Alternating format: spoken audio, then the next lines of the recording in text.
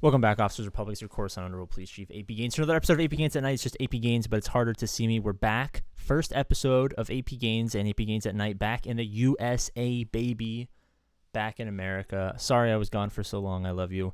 Huge updates and changes coming to the channel, but really quickly, before we go over all of that in a future video, I want to talk about a mistake that I noticed that a lot of you guys were doing literally the second my plane landed. The second my plane landed, I hopped on the old Reddit, hopped on the old Discord, hopped on the old YouTube, and noticed a mistake that you guys were making, and it has to do with the brand new ship, the TIE, that's not the right place, Defender. Now, obviously, everyone saw that the TIE Defender is busted and will likely be nerfed very soon. No big surprises there because it, well, frankly, is kind of busted. Great, no drops. Thank you so much, game. I'm so happy that all of my hard work and crystals are being fruitfully rewarded with no shards. So everyone saw that this ship is kind of busted, right?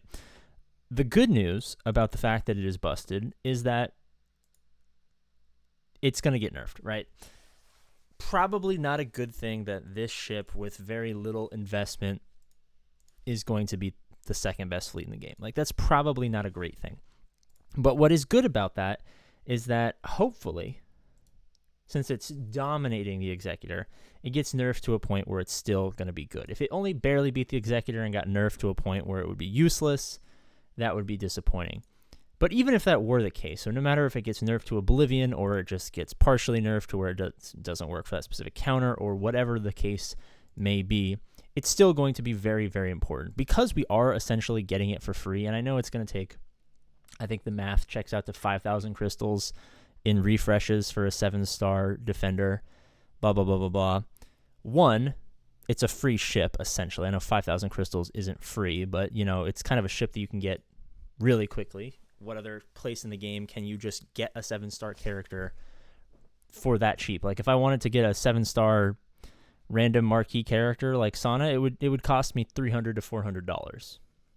And I know that's a character, not a ship, but they're the same drop rates for ships and characters, right? So for 5,000 crystals, which is $50, right?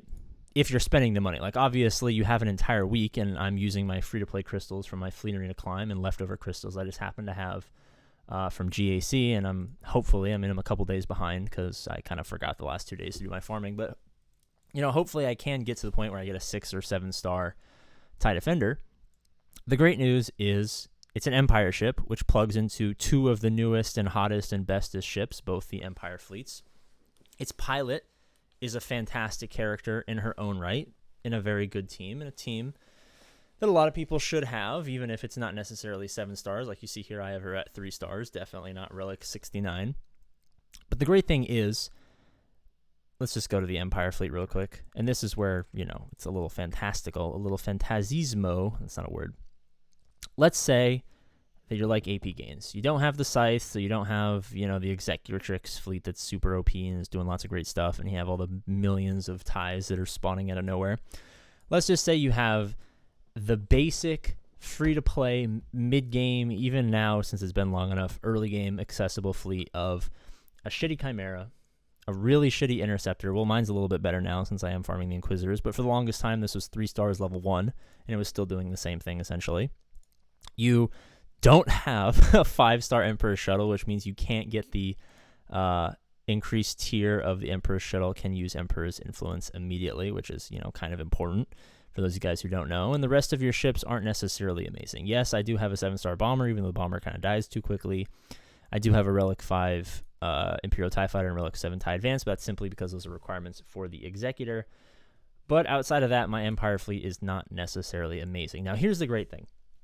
In a world where fleets are the most important thing for mid-game players, this fleet can do a lot of great stuff, right? It can beat your First Order fleets. It can beat your Galactic Republic fleets. It can beat your Separatist fleets. It can beat your Resistance fleets. It can beat lots of stuff, and with much lower gear than what you happen to be facing, right? So most of the time, I take this against a fully Relic 7 Rebel fleet without the Titty, or I take this against some sort of Finalizer fleet or some sort of Galactic Republic fleet.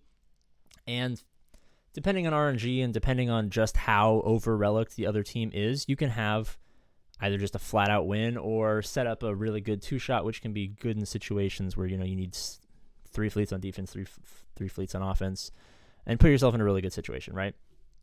But what happens is this gives you a very efficient way, not only to put priority onto a character that's a good character, but priority onto a fleet that you probably, like me, have been neglecting. And the reason I say this is something that I noticed that you guys are making the mistake of is because the first thing I did was start looking at other people's accounts and noticed that, like me, their Empire fleets probably haven't had the investment that they need to have if you're going to be successful in an area where fleets are kind of being still, to this day, for whatever reason, thrown under the bus, kind of not exactly given enough attention, right? Everyone's got their executors and their titties if they're at the mid game where they have those ships. In the early game, everyone's got their really, really OP negotiators. Whatever area of the fleet meta you are, whatever area of GAC meta you are likely putting emphasis into the sexy fleets, right? The double get 2 fleets, or 2 get 2 fleets, your 2 S tier fleets. Maybe even if you have an SLKR Rush account, you're putting really good emphasis into your first order fleet. But those tertiary and secondary fleets oftentimes get ignored, and definitely those tertiary fleets like the Empire. Now, the crazy thing is, both of the Empire fleets that exist right now, the mid-game fleet and the Chimera and the end-game fleet and the Executrix, are not only good value fleets, the TIE Interceptor still being the number 1 value thing in the entire game. Well, I guess maybe it's tied with Darth Vader as a character as the number 1 most valued thing in the game. We can have that debate at a different time while I'm maybe a little bit more well-rested. But both of these fleets are just generally, inarguably good and useful and valuable to the current fleet meta.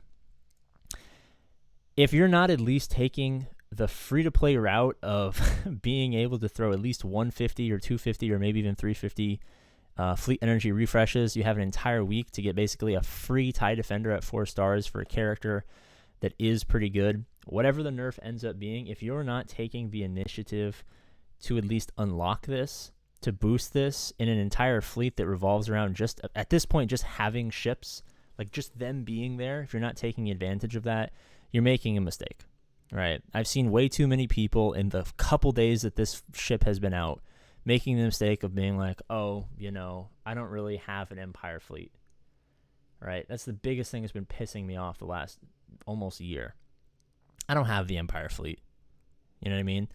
Well, no shit. The reason you don't have an Empire fleet is you didn't pick up the Interceptor when it was easy and free, and you didn't pick up the Defender when it was easy and free, and you didn't do the bare minimums in getting ships that you kind of get really easily. Right? I know the TIE Bomber is kind of a bitch to farm, but the Chimera is not exactly the hardest thing in the world to at least get to 5 stars, right? Right? The reason you don't have this fleet is because you don't want it. You just don't want it enough. You gotta want it, man. But the good value fleet just got more valuable, just got a little bit more efficient, just got a little bit easier.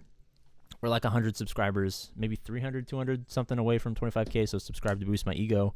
Big announcement about the channel, and it's up in the air future. Oh my god, the future is so up in the air, coming this week, I hope. It's a pretty busy week, but bye-bye, I love you.